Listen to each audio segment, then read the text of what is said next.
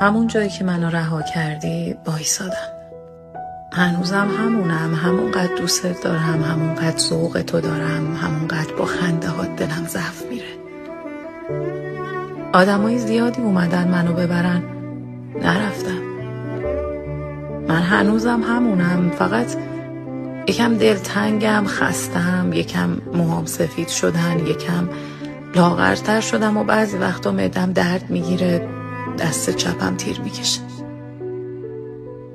اینا میگن الکی خودم رو پیر کردم برات، ولی هیچ کدومشون نمیدونن که تکرار تو از بخش زنده خیلیای دیگه خیلی قشنگ‌تره.